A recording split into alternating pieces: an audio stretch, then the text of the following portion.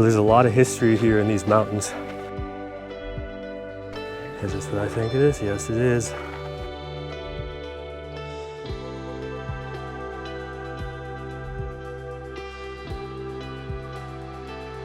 What's up, guys? Today I'm here in the Angeles National Forest, and I'm going to be hiking up to a teepee that overlooks the LA Basin.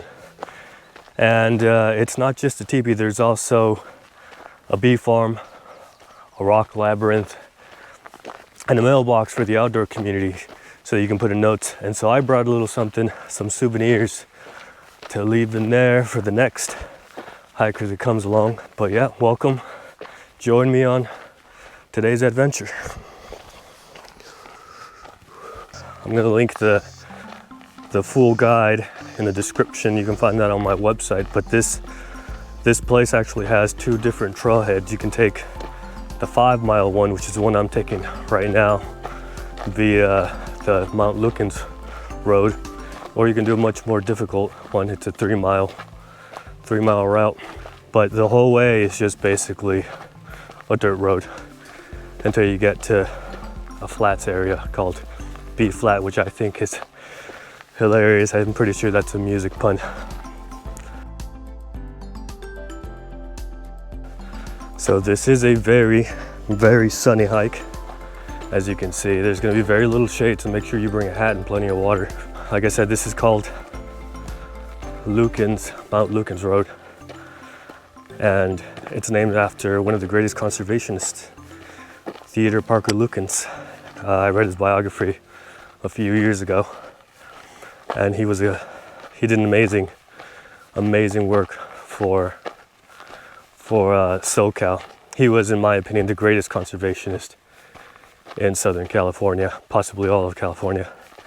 He was responsible for the first reforestation program in California, which he started over in Henninger Flats, right above Eaton Canyon. But that area is right now closed, so you know the fire's closed. It's going to be closed down for a few years, but when it reopens, I highly recommend it. It's basically like an outdoor museum. Ooh, that's crazy how the temperature falls. It's like you walk into like this pocket of cold air. I love that. As soon as you go in the shade. He was the guy who's responsible for our mountains not being super barren, because a lot of people don't know that back in the 19th century, the San Bernardino Mountains, they were known for its prime lumber. So those sawmills up there, and at one point they were just going ham, cutting down all the pine trees. And Lukens, he gathered seedlings, replanted them at Henninger Flats, and from there they basically regrew a lot of the forest in the San Gabriel and San Bernardino Mountains. When word got out that he was successful, he started selling seedlings as far away as the country of Chile and Australia, which is wild to think about. And people like Henry Huntington, who was responsible for the Pacific Electric. Have you guys ever seen those old pictures with the trolleys that provide the transportation for people in SoCal? Also Huntington Drive, Huntington Beach, that guy. He'd buy seedlings from Theodore Lukens. And not surprisingly, he was a really good friend of John Muir. Yeah, that John Muir. Like I said, there's a lot of history here in these mountains, and I want to share that with you guys, because it's just, how can you not like it, you know? How can you not like it? This is our home. I don't know if you guys can see that peak right there, that Strawberry Peak, and that is a good hike. It's a challenging one, but it's super worth it. The views are amazing.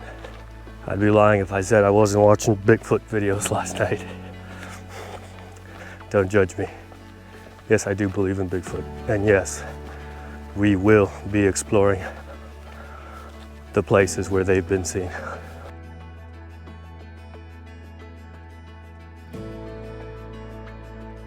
Is this what I think it is? Yes, it is. That is my favorite plant in Southern California. And it's because of its versatility. It could be used for so many things. It could be used for soap. You can make soap out of it. You can eat the stalk. You can splice the leaves, you could say.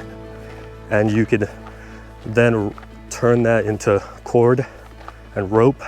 You can make sandals out of that, baskets. Basically, it's anything. You can weave anything with that plant if you know how. You can use it to fix and to sew up your pants or your clothes. Let's say it's an emergency, you ripped something and you need to close it up. That's the plant to do so. And that's why it's my favorite. It's called a yucca. And it's basically everywhere below 2,000 feet in the mountains in the chaparral ecosystem.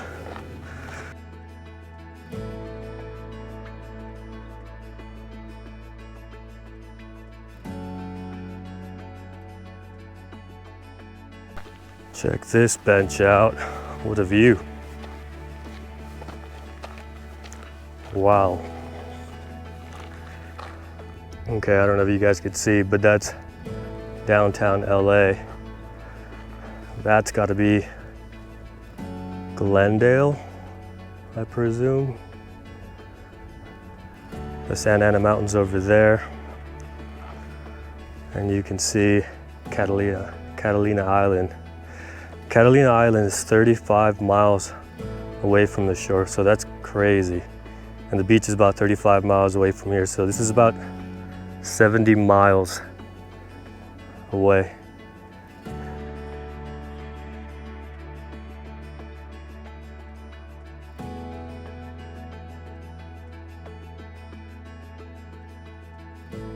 Today's a Thursday morning, and I've only seen 2 other people because it's a weekday, but like I said, even on the weekends, you can't expect, you shouldn't expect a ton of people. There's still gonna be a decent amount. You're not gonna have it to yourself, but it's not gonna be like, like Sturtevant Falls or Etiwanda Falls on a Saturday morning where it's like Disneyland. Okay, it's time to switch into my other shirt. It's getting way too hot. The other one is I use like a long sleeve fishing shirt. Better, much better. Looks exactly the same. Okay, let's get back to it.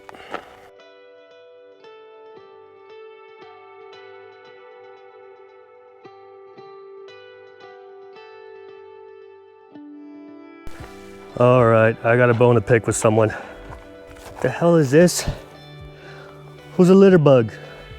Who's littering around here? Oh my God. I guess this is a good time to tell you guys to leave no trace. If you're up in the mountains, don't litter, don't trash it, don't graffiti anything. Now I know if you're watching this channel, I know you're not the one littering. But if you're new here, if you know someone who does it, just tell them respectfully, hey, pick up after yourself. There's no need to trash it. It's easy as putting it back in your bag, packing it out and throwing it away when you get to the trailhead right at your house.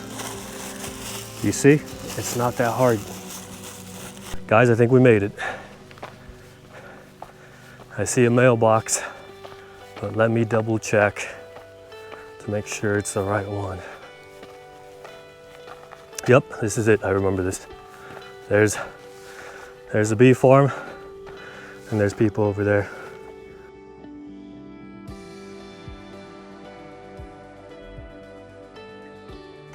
Also, I want to let you guys know right now that this is private property, so be very respectful, please. The owners have been kind enough to leave this open for the public. So, like I said before, pack in and pack out, leave no trace. Be very respectful. Look at that. Look at the colors on that. Pretty sure that's there for the bees. Yep, it's definitely there for the bees. That's a lot of bees. Oh, it's a little overgrown this time. But yeah, here's the rock line. Where's the entrance? They're shorter.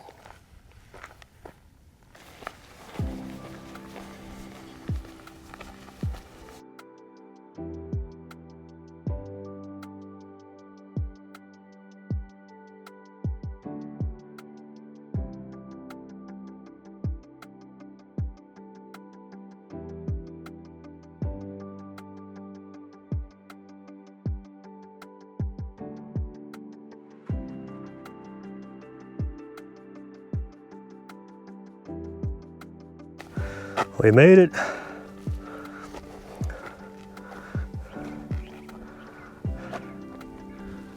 Look at that.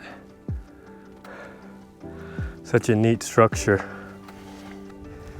You can see Hollywood. You can see everything in the San Gabriel Valley. So if you're nearby, this is definitely worth it. This whole, speaking of San Gabriel, this used to be Tongva land. I know I'm gonna get nerdy on you guys. This used to be Tongva land, Native American tribe, or as the Spanish called them, Gabrielinos, because they're named after the mission San Gabriel. And you had multiple tribes live in the area, but the San Gabriel Valley was predominantly their territory, the Gabrielinos, or the Tongva. A lot of people think that Native Americans just disappeared, that they either died off or they mixed in with other races, but no, they're still around. They're still around, there's still associations, they're doing their thing, they're still here. So don't be fooled, they didn't go anywhere. As you can see, there's nobody here. I pretty much had the place to myself, with the exception of 2 other people who were here, but they took off fairly quickly. Oh, I also want to show you guys. Remember we talked about Lukens? That's Mount Lukens over there where the antennas are at. That's, yeah, he got a peak and a road named after him, and a lake. I think it's in the Sierra Nevada area, but very well deserved. All right, guys, there's just one more thing to do, and that's to find a place to leave the souvenirs. All right, guys, I couldn't find another mailbox, so this one might be it, even though it's empty. There's nothing in there. But here's the souvenirs that I brought. It's a sticker, the mountain sticker, my logo. In the back it says, "May your trails be filled with joy and adventure." And then a brand new hiking dad hat. Got these custom made. They're specifically for the outdoors, breathable, crushable, and moisture wicking. So if you come here, you might get this hat. The owners might get to it first. Either way, we're putting it here. There's a spider in there, so careful, don't put it on before checking the hat. But thank you guys for watching. I hope you enjoyed this. Hit the like, hit the subscribe.